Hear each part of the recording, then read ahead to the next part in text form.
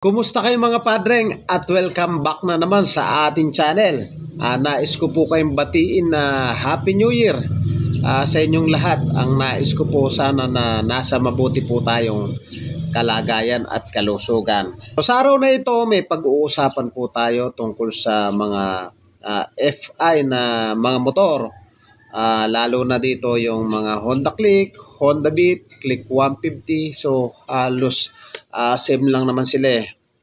Ngayon, ang pag-uusapan natin dito yung kanyang charging system ng Honda Click 150. So same lang din sila ng Honda Beat tsaka ng Honda Click 125. Kaya naman kung nais mo yung ganitong talakayan at bago ka pa lang sa akin channel, huwag niyo pong kalimutan na paki-like, paki-subscribe at paki-hit na rin po yung notification bell para updated po kayo sa mga videos na kagaya nito.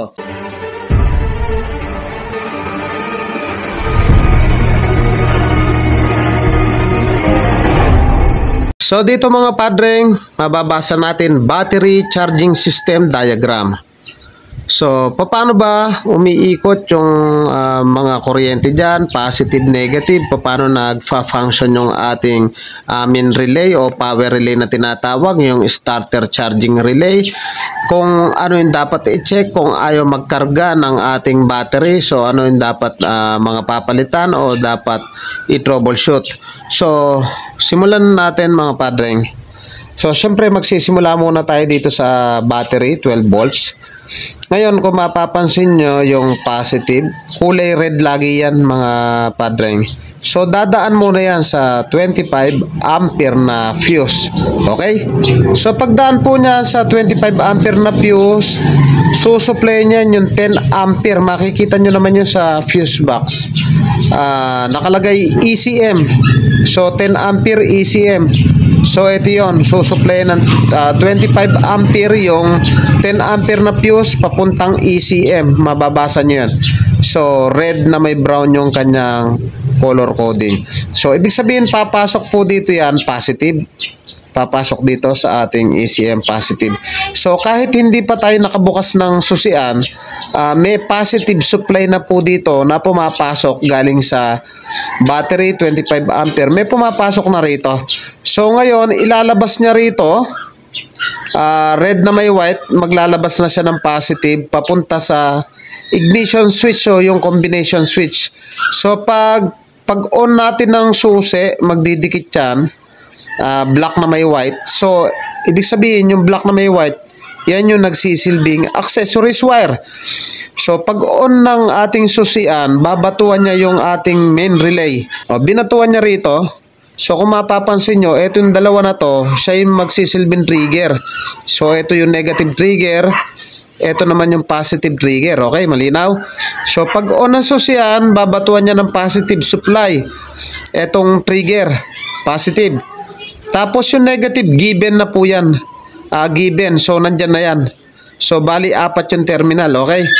Tapos, kung mapapansin nyo rito, mula battery, 25 ampere.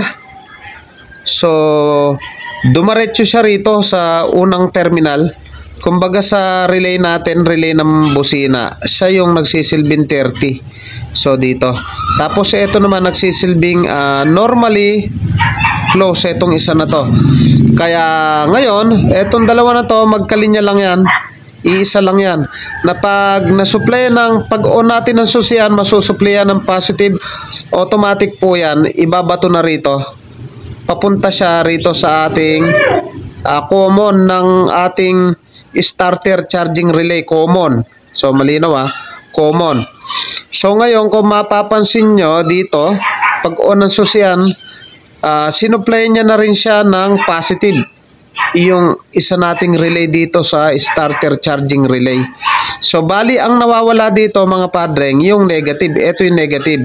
So saan siya kukuha ng negative? Galing dito sa ating ECM. Diyan siya kukuha ng negative. So papaano? So yan yung tatalakayin natin mamaya sa starting system diagram. So para maglabas ng negative, so mamaya ay tatakil natin yan.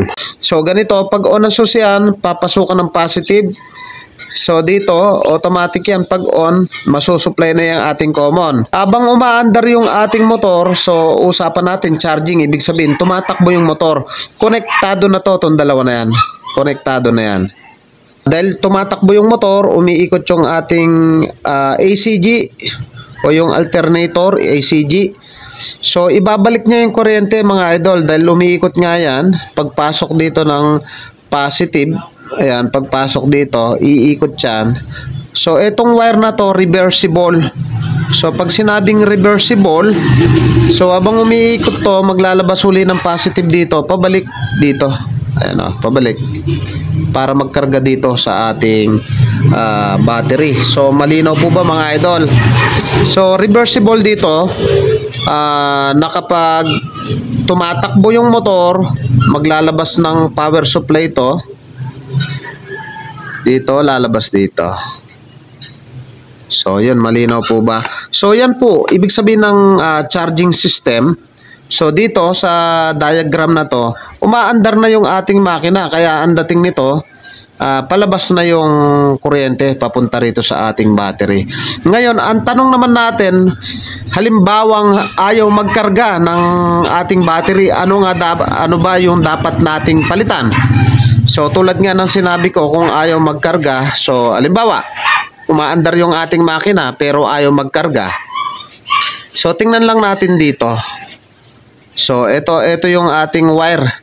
Minsan naputol dito yung red yellow. So, i-check nyo lamang yan mga padreng gamit yung ating continuity tester para ma-trace natin yan mula starting charging relay papuntang ECM kung putol nga yan. Isa lang yan sa dahilan. So, kalimitan kung sira yung ating starter relay, kasi pag ganun yung flow ng current ay pabalik dito. Kaya kung sira tong starter charging relay, hindi rin siya magkakarga. Ngayon kung hindi naman siya sira, kung sira naman yung ating main relay, automatic hindi rin natin mapapaandar yung makina dahil wala siyang dashboard panel. So, kalimitan kung bakit tayo magkarga, minsan check nyo rin dito yung 25 ampere. Pag putol yan, kasi reversible nga to, hindi rin papasok dito kung putol yung ating 25 ampere. So, kalimitan, pag ayaw magkarga, so, ang i-check lang natin mga padreng, yung mga dito, yung ating charging relay, may mga socket po yan. So, linisin natin. So, yan minsan yung dahilan kung bakit tayo magkarga. Yung mga socket ng ating relay madudumi. So, damay nyo na rin to yung main relay kasi nga yung flow ng current yan iisa lang. So, ganun lang. So, mga padreng, kung nagustuhan mo yung ganitong tutorial, huwag nyo pong kalimutan na paki-like, paki-subscribe at paki-hit na rin po yung notification bell para updated po kayo sa mga videos na kagaya nito. Ang susunod natin dito yung kung paano gumagana naman yung ating starting dito. Dito tayo sa starting. Ito, electrical starter system. So, kung paano yung flow ng kuryente. So, yan ang next topic natin. Thank you po sa inyo. God bless at mabuhay po kayo.